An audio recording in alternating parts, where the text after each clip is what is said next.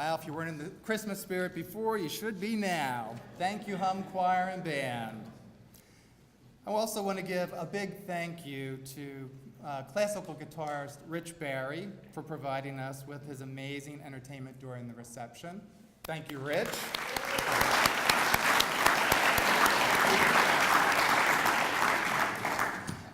So, welcome. For those of you who I haven't had a chance to meet yet, I am Jim Longenecker. I'm the Senior Philanthropy Officer here at Helping Up Mission. And it is my honor, on behalf of our Executive Director, Bob Gaiman, Chuck Peel, our Chairman of the Board, all of the board members, and the staff, to offer you a warm welcome. So the day has finally arrived, and I'm so glad that you can all be here to join us to celebrate the opening of the new Helping Up Mission kitchen and dining rooms. It's been a long time coming, but as you will see in just a little while, it's well worth the wait.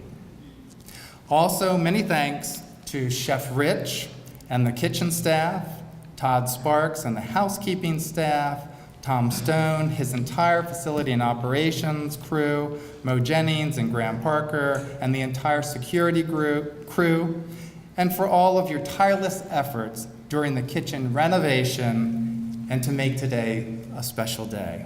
Many thanks.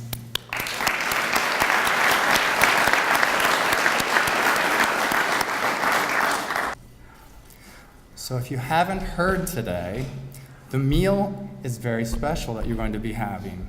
It features 2 of First Lady Hogan's own recipes. So thank you so very much for sharing them with us to make this day even more special.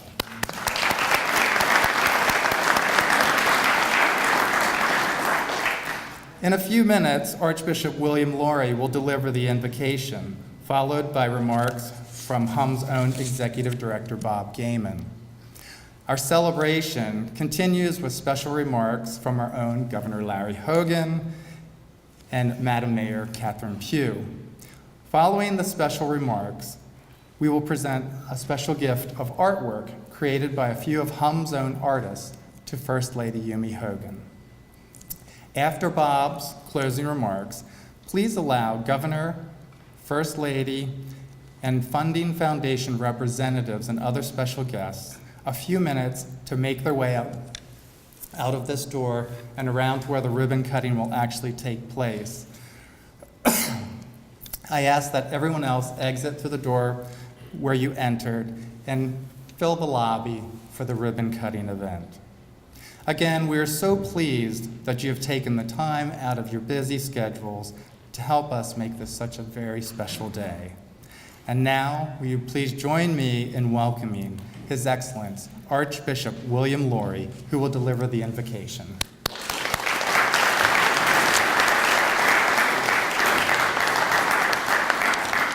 Thank you so much, Jim. What a pleasure it is to be here, and let us begin by bowing our heads in prayer. O good and gracious God, we gather at midday with grateful hearts as we bless and dedicate the beautiful new kitchen and dining room here at Helping Up Mission. This place where your sons are nourished, this place, this ministry, where your sons encounter your abundant life and love. We give you thanks, Lord, for this ministry, the Helping Up Mission, which helps so many in our community to rediscover their God-given dignity and to find new, virtuous, and productive pathways in life. Bless all those who lead and sustain this ministry, Bob Gaiman, Jim Longenecker, and the entire dedicated staff and volunteers of Helping Up Mission, together with its board and its generous benefactors. Most of all, Lord, pour forth your blessing on the men who are served here. Guide them in the ways of your love. As we dedicate this kitchen and dining room, and as we reflect on the mission of this ministry, Lord, implant in our hearts a spirit of hope, a spirit of love, a spirit of generosity, and enable us to unite in working for better days ahead, for a united, prosperous, and peaceful city of Baltimore. Bless our governor, bless our mayor, bless all those entrusted with the common good, and give us all renewed joy and peace at Christmas and throughout the year. Through Christ our Lord, amen. Merry Christmas, everybody.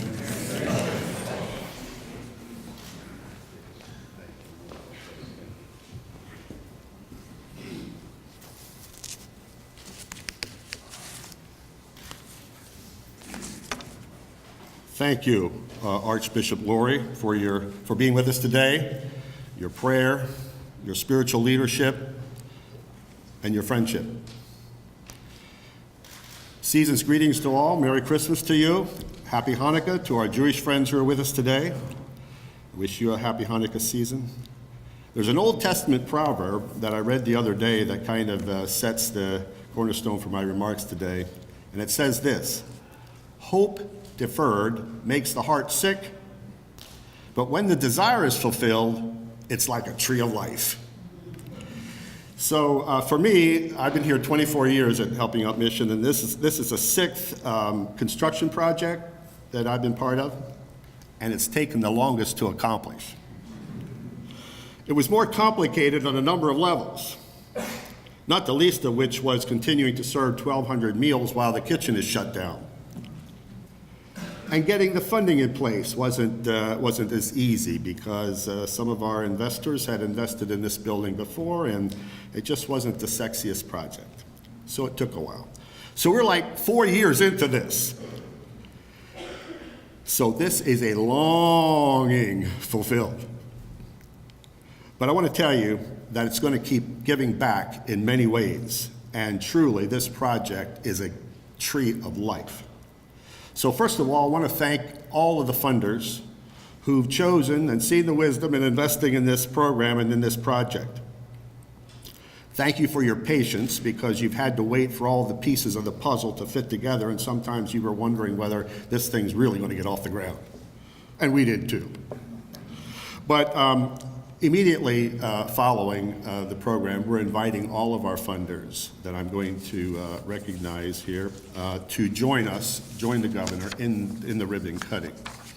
So first I want to acknowledge and thank the State Department of Maryland, the Department of Housing and Community Development, and Secretary Ken Holt, and all the good people there in that department. You just helped us in every way possible. It's not easy navigating through the state, right? We all know that, but you made it easy. And so we really appreciate that. And this has been the fourth project that the State Department of Housing and Community Development has joined with Helping Out Mission in a partnership. So we have a great track record together, and I want to thank you. So I'd like Secretary Holt, if you would stand, and all the people that are here from the Department of Housing and Community Development, would you all stand, please? Thank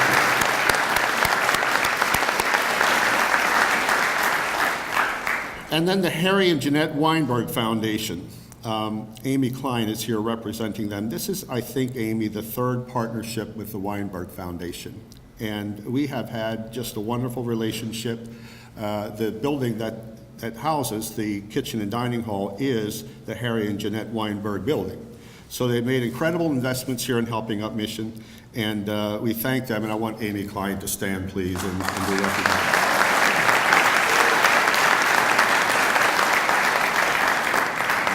And then the Franz Marek Foundation. I'm not sure if anyone's here from the Franz Marek. Is anyone here from the Franz Marek? Okay. I guess not. So they're great partners with us as well, and we appreciate their investment. And then the Able Foundation. The Able Foundation is always there for us. This is the fourth project that they've been partnering with Helping Out Mission on. And I believe Amanda Owen is here. Would Amanda please stand? Yes, there she is back there. Thank you, Amanda. And I know you'll thank my good friend Bob Embry for for this partnership. So these are the folks who made this happen, and we just couldn't be more grateful for the partnerships that Helping Up Mission has been able to develop over the years, and our partnership truly makes a difference. I also want to say thanks to the architect, Jim Collimore, and his people. Would you stand, please? Back there.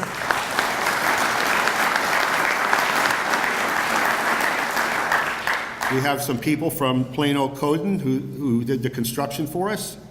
Would you stand?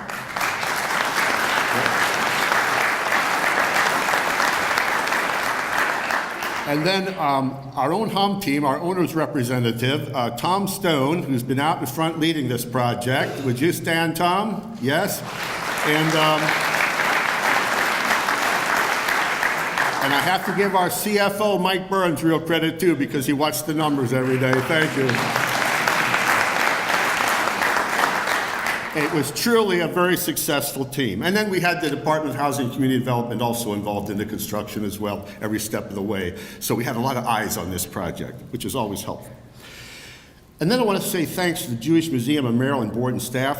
We had a real challenge of how are we going to serve 1,200 meals daily when we shut their kitchen down. And so the plan was to have a portable kitchen and dining hall in our parking lot. So as a result of knowing Marvin Pinkert and being on the JMM board, we found out that the Lenny space that they own would be vacated and that we could actually lease that property for 6 months. And so the JMM board gave us that lease, and for 6 months now, our men 3 times daily would be marching past the Jewish Museum of Maryland to go down and get something to eat. So thanks for your patience and understanding and allowing all that to happen, because that sure made it much easier for us. So thank you. Would you all stand, please? Marvin Pinkert and the Jewish Museum board members. Yes. Thank you. So we're here to celebrate the meaning of this project completion and the difference that it really makes. We now have a new dining infrastructure to support 500 men for decades to come. This kitchen that we're replacing was built in 2007, and the infrastructure was not capable of handling the growth that happened here at Helping Up Mission. We thought it would be serving 250 clients. It's serving 500. The demand for beds here, Governor, has grown rapidly, as you can imagine.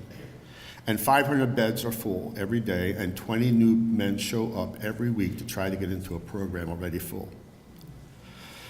So sometimes people ask, and frequently they ask, so what do you do with all these requests? We do the best we can. We sometimes will put them in those who want to come into the program and are ready to get into recovery, we'll put them in an overnight guest status. But that means taking away a bed from a homeless person. We have 60 overnight guest beds. And then we try to refer. But frankly, our best is not always enough. We do the very best that we can. And so as a result, we find ourselves just trying to get better and better at what we do and focus on what we can do. And we are doing a whole lot. People also ask about how does HUM staff deal with the loss of life? We had just two people last week that lost their lives. So this is a very precarious work and business we are in. If you don't get this addiction right, you're going to lose your life. And so we have to get it right.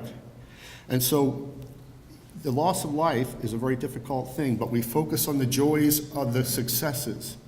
And we have many, many, many, many successes. That's what keeps us going. And we try to turn our sorrow into striving harder to understand this disease and to come up with new ways of working to make our program better and see more men come to succeed. Which this leads me to my next point. We now have a new food service training capacity. You're going to see a new kitchen and dining hall that's really nice. They have first-class equipment to work with. And there are 50 men who have a work therapy assignment who are in the program, and they will work in the kitchen daily, and they will be taught how to handle food, how to prepare food, how to serve food. And the skills that they learn there are applicable in any food service institution here in the metro area. So it's going to not only create great meals, we're saying we're running a restaurant every day here. This is not just a homeless shelter. We're running a restaurant every day here, putting centerpieces out, using silverware, using plates, doing it in a way that we'd like to say is classy. So the men are going to benefit from this. It's going to turn into jobs. Thirdly, we now have a safer and larger space for volunteer groups to serve meals. The governor and the first lady are going to have the opportunity to be the first volunteers serving meals in this beautiful kitchen. So many of our volunteers will get to know Helping Up Mission and the men here just through serving meals. It's a non-awkward way to learn about this problem and how many people want to help, but they just don't know how to help. And to be able to serve meals, and we have volunteers every day, hundreds of them, to be able to serve meals allows them to find ways to help. And of course, many of them become home donors, which is very helpful. And then fourth, we have acoustical panels on the walls. In the last kitchen, sound was bouncing all over the place, and you could hardly hear yourself talk. It was so loud. So in this new building, or in this new dining hall, during mealtime conversations, lives are going to be changed. Men make decisions over meals to stay sober one more day. They decide to start the work to get their high school diploma or a college degree. We have a lot of guys in college, or a new career, or broken family relationships. These matters are discussed over meals. And not least, among the meaning of this important project completion, this completion allows HUM to focus on the next major, very urgent project. And this project that I want to talk just briefly about is also a longing, desire to be fulfilled. For a long time, HUM has been getting requests from women who need the same kind of help as our men, but don't have beds available. The kind of help is long-term, residential, faith-based help with all the services needed under one roof. And we do that here with strategic partners like Johns Hopkins Hospital, like the University of Maryland Dental School, and many, many others. So we are now in the silent phase of a capital campaign. It's not too silent anymore, but we're in a silent phase of a capital campaign to raise the resources to fund the construction of the building, which will be located at 1216 East Baltimore Street, which is half a block down the street on the left, and it will have the capacity to house up to 300 women and children. Frank and Gail Kelly, who are here today, are the co-chairs of the Inspiring Hope Serving Women and Children Capital Campaign. I'd like for them to stand, please.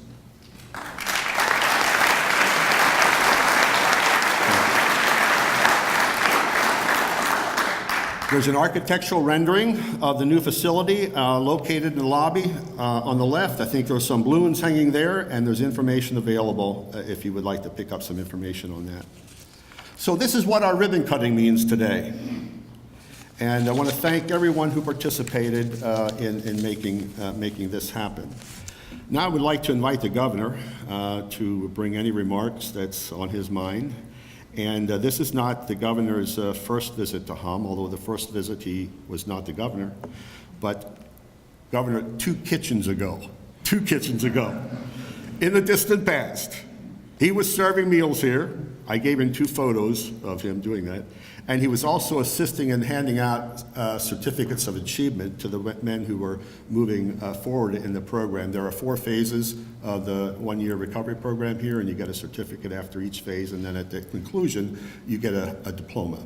And so he was helping us hand out those certificates, and it appeared that he was having fun.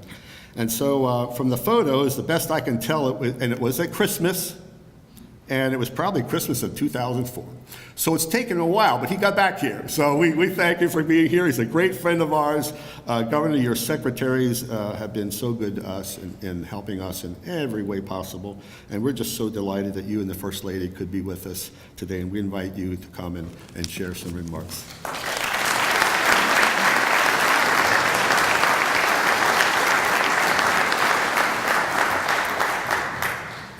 Well, okay, so I have some remarks. They're supposed to be back here somewhere. I don't know where they went. I'm gonna have to wing it. He stole my remarks. Nice job, Bob. See you? See? I could probably just wing it.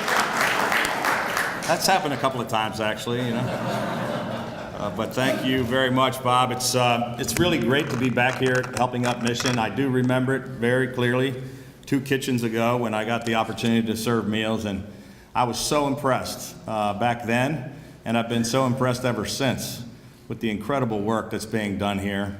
Bob, I want to thank you for your leadership for all these years. Jim, and the rest of you, your whole team. You do incredible work, and I want to thank all of the folks that are here today who've been generous in their donations and becoming partners with this great organization, all the folks that have worked and volunteered. And I also want to congratulate all the men for making the decision to try to turn their lives around. And I really believe you're in the right place. And I know it's difficult, but I know if you stay strong and you stick with this program, you really can turn your life around and get a second chance. So thank you all. By the way, how about a round of applause for the choir? Weren't they? Nice job. That's pretty good. Got me in the mood. But I want to thank you, Bob, and Jim, your entire team, everyone here at Helping Up Mission, along with everyone involved in this exciting achievement. I can't wait to see the new kitchen and dining room. I know you're in for a treat because I don't know what you normally get on a day-to-day basis, but I can tell you it's going to be different. The First Lady is a heck of a cook, and I think she gave maybe a couple of Korean recipes, so she might spice it up a little bit. Might be pretty good. But this is a great achievement for everyone involved, for the folks here at HUM, for Baltimore City, and for the state of Maryland. And it really was an honor, I guess 14 years ago or so, 13, 14 years ago, to get introduced to this wonderful organization. And I couldn't believe back then, I've been talking with some of the men that were going through the program, how it had turned their lives around. And it's when I first became aware of the work that's being done here. And I'm really excited to be here again to kick off this great new facility. I'm very happy to have him, the Archbishop Lurie, grace us with his presence. Thank you for the blessing, and thank you for everything you do leading the Catholic Church in our region. Mayor Pugh, thank you for being here. My better half, we're going to try out her food and see if she did okay. The First Lady. Secretary Ken Holt, which Bob and Jim, I think, mentioned earlier, but he does an incredible job running our Department of Housing and Community Development, and he and his whole team were great partners in this and in many of the improvements. I want to thank you, Mr. Secretary.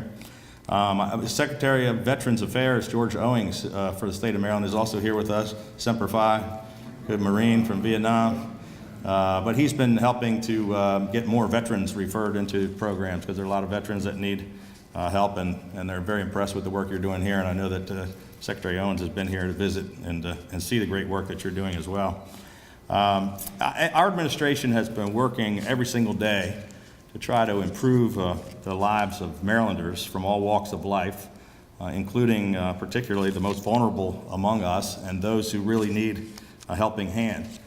Which is why I'm so happy to be here with all of you today to be able to have the honor of cutting the ribbon on this completely renovated, brand new kitchen and dining room facility here at Helping Up Mission. The Gospel of Matthew tells us, freely you have received, freely give. For 132 years, Helping Up Mission has taken that scripture to heart, serving as a shining light and a community of hope for individuals who are facing poverty, homelessness, and addiction here in Baltimore City and throughout the region. And with its overnight guest services, HUMS provides immediate fundamental needs like a shower, clean clothes, and hot meals. And with their spiritual recovery program, which is the largest long-term residential recovery program in the city, this mission also offers individuals the tools and the guidance they need to completely transform their lives and to turn around their future.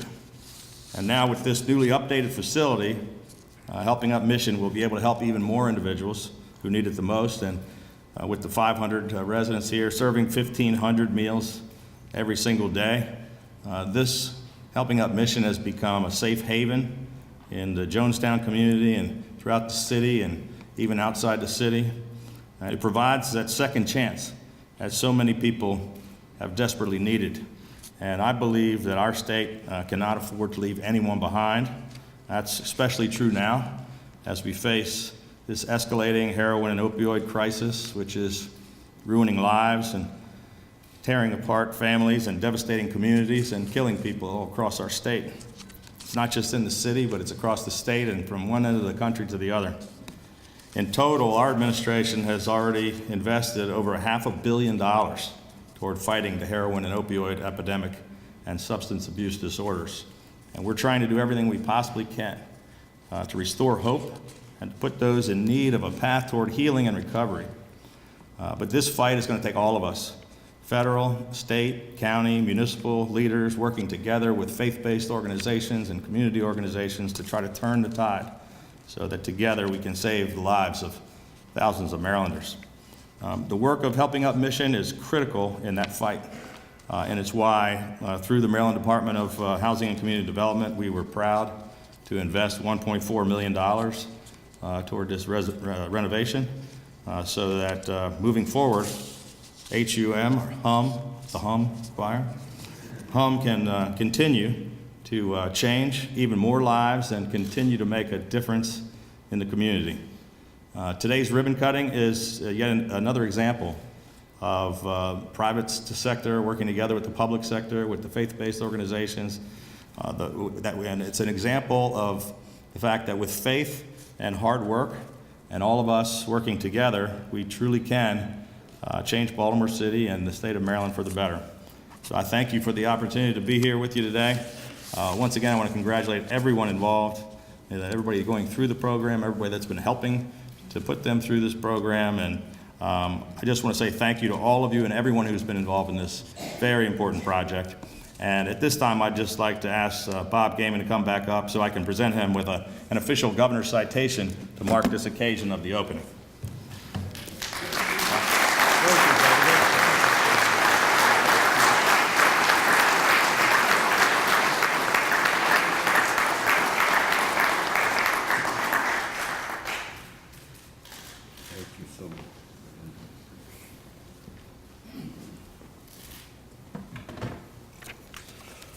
Thank you, Governor, for that, for those remarks. Very encouraging. We appreciate that very much. And I'm thinking, I was told we need to step up my game here a little bit. We're running out of time here, but I wanted to introduce a couple more people, and I want the mayor to come and say a few words. And also Joan Pratt, a good friend of the controller, city controller, I wanted to invite her to come up as well.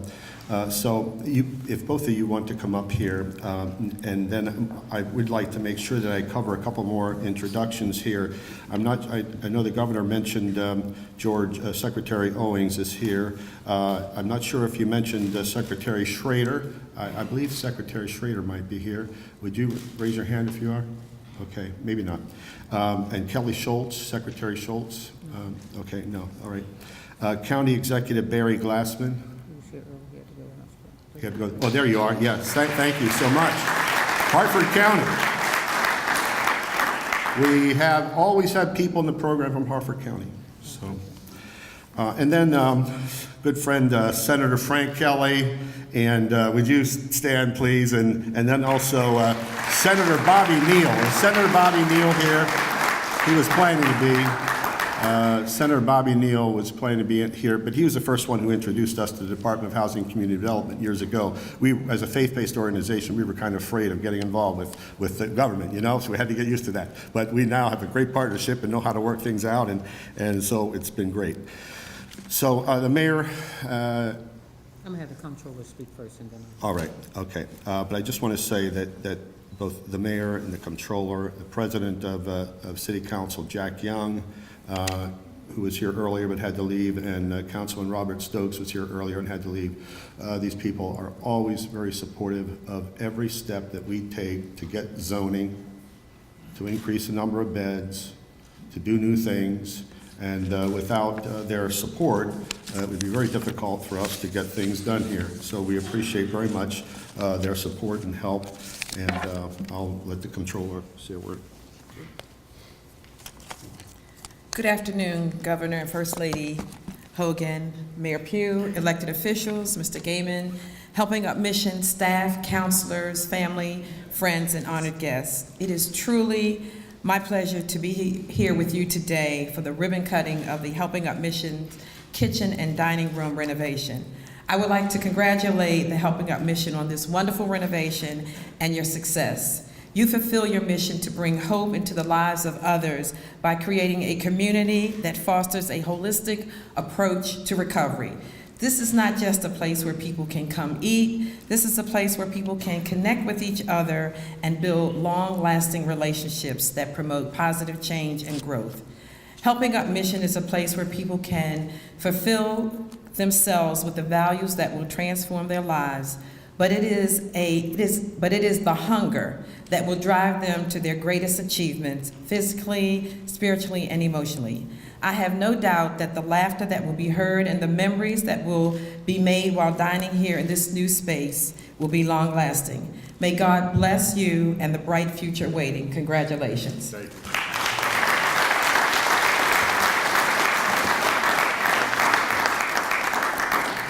Governor and First Lady, welcome again. I think the last time we were here, the Secretary of HUD was also here with us, and so thank you again. You've been a great contributor and supporter of these kinds of efforts.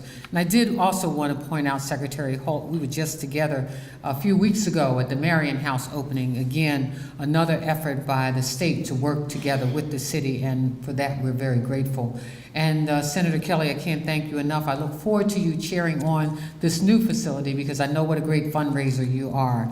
And Archbishop Lori, thank you so much. Thank you for all that you do for the citizens of Baltimore. And I just left the Franciscan Center where we served over 800 meals earlier today. It is a collective effort that gets these kinds of projects moving forward. Homelessness is a problem, drug addiction is a problem in our city, in our state, and in our country, as the governor just acknowledged. And it is us working together that will transform our city, our state, and this nation. It is not just a problem in the state of Maryland, this is a worldwide problem. And so it is the collective effort of all of us focusing on programs such as HUM. What you've done here has been totally outstanding. And so we look forward to the women's facility. But we do know the opening of this facility today will invite others to come in and realize that they too can get help. And that we are forever grateful. So again, let me just say thank you to everyone who is engaged, and my partner from Harford County, Barry Glassman, who I sat beside for years in the state legislature. It's great to see you. And we know that this problem, again, as Barry was telling me here, that they are preparing for the individuals who will live here, who are here currently, to go back to Howard County and to Harford County and to be able to have permanent housing. And that's what this is truly about. It's lifting yourselves up, taking advantage of the opportunities that are here, and more importantly, pushing your lives forward. So Terry, thank you for the work that you do on behalf of homelessness and drug addiction in our city. And again, to all of the individuals, the men who are here today, we know that you will serve as ambassadors as you move forward to let people know out there that this is a transformative program. Again, thank you and congratulations on the opening of the kitchen.